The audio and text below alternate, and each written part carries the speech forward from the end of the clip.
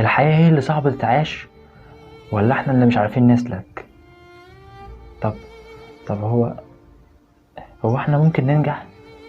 هو احنا ممكن نحقق الحلم اللي احنا اتمنيناه؟ طب هو احنا ليه بنحلم واحنا مش عارفين نحقق اللي احنا بنحلم بيه؟ ليه كل واحد بيحاول انه يمشي خطوة قدام الدنيا بترجعه 10 ورا؟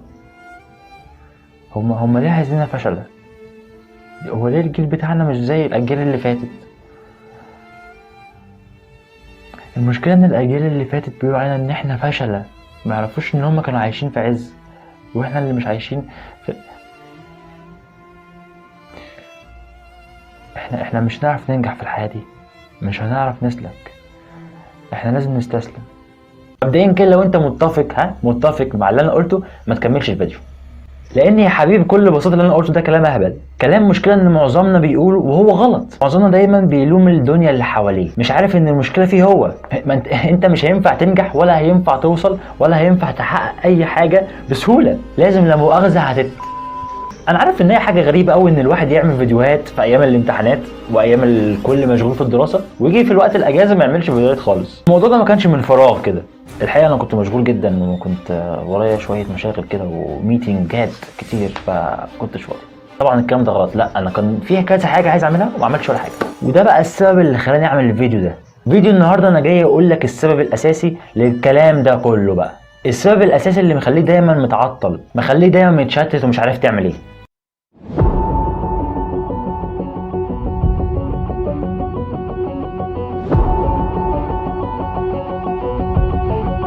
قبل بقى ما ابدا في فيديو النهارده ونتكلم فيه، ما تنساش تعمل اشتراك في القناه وتفعل زر الجرس وتعمل لايك للفيديو قدام لو عجبك بقى. وانت مهتم بتطوير نفسك وانك تعلي من قيمتها وما تبقاش عطلان، خليك مع السلطان. الموضوع بقى اللي هنتكلم فيه النهارده هو موضوع الوقت يا معلم، الكنز اللي عندك وانت مش حاسس بيه. عايز اقول لك ان الكنز ده انت عمرك ما هتحس بقيمته غير قدام، ففرصه عظيمه ليك لو حسيت بقيمته دلوقتي. تفتكر بقى ليه بيحصل كل اللخبطه اللي انا قلت عليها دي؟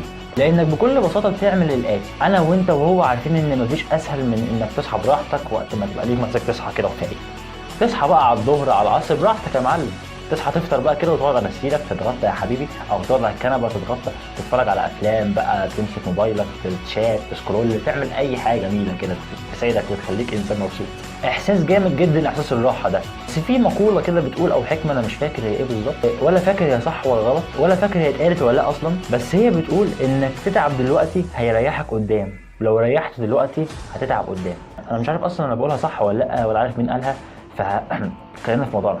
كل ده بقى بيحصل لك انك مش عارف تنظم وقتك، مش عارف تحط اولوياتك كده في الاول وترتب امورك وتبدا تشتغل صح. طيب ازاي بقى يا عم جيم ننظم وقتنا بقى؟ فيديو النهارده هيقول لك على 4 حاجات لو عملتهم وقتك هيبقى ملكك. نبدا باول حاجه، خلص نفسك من التشتت. للاسف انت ممكن تبقى مش عارف انت عايز ايه، ودي مشكله كبيره، او عايز تعمل كذا حاجه ومش عارف تبدا بايه، ودي مشكله اكبر. عشان كده انا عايزك تقعد مع نفسك وتعرف انت عايز تعمل الاول، عشان عمرك ما هتعرف تنظم وقتك وانت مش عارف تعمل ايه. سواء انت بتفكر في دراستك تكمل فيها او ما تكملش، تجيب درجات فيها وتقديرات ولا ما تجيبش، بتفكر في شغل تشتغل ولا ما تشتغلش، كل ده بيسبب لك تشتت وانك مش عارف اولوياتك وتضييع وقتك بالتالي هيزيد. فاول حاجه لازم تعرف انت عايز ايه عشان تعمل الحاجات الباقيه. تاني حاجه ودي قلتها 500 مره قبل كده، وهي انك تصحى بدري. عايزك تصحى بدري على قد ما تقدر.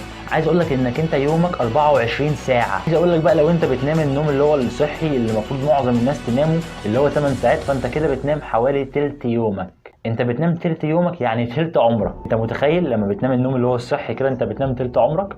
تخيل بقى لو انت بتنام النوم اللي هو الكتير بقى اللي هو بال10 او 12 ساعه كده، انت بتنام قد ايه بقى؟ بلاش تحسبها عشان هتزعل. انا عن نفسي بنام 6 ساعات او اقل يعني. بس هو الصح انك تنام 6 ساعات، بس 6 ساعات ديب سليب.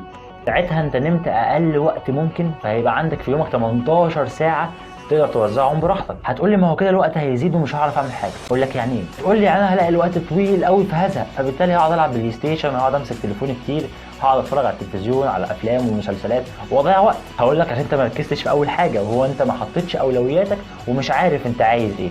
تالت حاجه بقى وهي اللي هتساعدك على انك تستغل الوقت الطويل ده، وهي انك تكتب تاسكاتك اللي انت هتعملها في اليوم، تكتب المهمات كلها، مش بمعنى كلها انك تكتب 10 15 مهمه وفي الاخر ما تعملهمش ويجيلك احباط وتنام. انا عايزك على الاقل كل يوم قبل ما تنام تكتب تاسكين او 3 تاسكات تعملهم في اليوم التاني على مدار اليوم ده. ممكن في التاسكات دي تكتب فيها انك تتمرن، انك تذاكر شويه لو انت لسه في الدراسه، انك تتعلم حاجه جديده عايز تكتبها، انك مثلا تقعد ساعه تتفرج على كورس انجليش عايز تحسن نفسك في اللغه مثلا، او اي كورس تاني. وكل يوم بتزود التاسكات دي. عايزك ما تخليش في يومك ساعه فاضيه كده من غير اي حاجه. لقيت ساعه فاضيه اقرا فيها كتب، اقرا قران، خلي يومك دايما مليان بحاجات مفيده ليك. ولو انت بقى يا سيدي عندك مشكله في الكتابه او ما عندكش ورقه وقلم او بتكسل او الكلام ده كله، وانت طبعا بتحب الموبايل بتاعك، في ابلكيشن حلو قوي اسمه ابلكيشن تكتك. الابلكيشن ده جميل قوي في انه بيساعدك انك تنظم يومك وبيساعدك تكتب تاسكاتك وانك تتعلم عليهم صح كده، ومع كل تاسك بيديك صوت حلو كده، وابلكيشن لذيذ يعني. رابع حاجه بقى اخر حاجه انك تدخل تنام. خلاص بقى انت خلصت اليوم بتاعك فتدخل تنام بقى.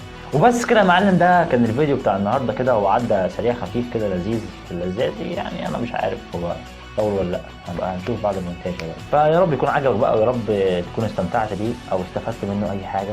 بس بجد هو الموضوع كان شاغلني قوي، موضوع الوقت ده يعني، عشان انا قعدت فتره بضيع وقت كتير، فقلت اطلع اكلمك فيه. وعشان انتوا وحشتوني ما بتلكك، وزي ما بقول دايما انسى اللي فاتك وخليك سلطان حياتك.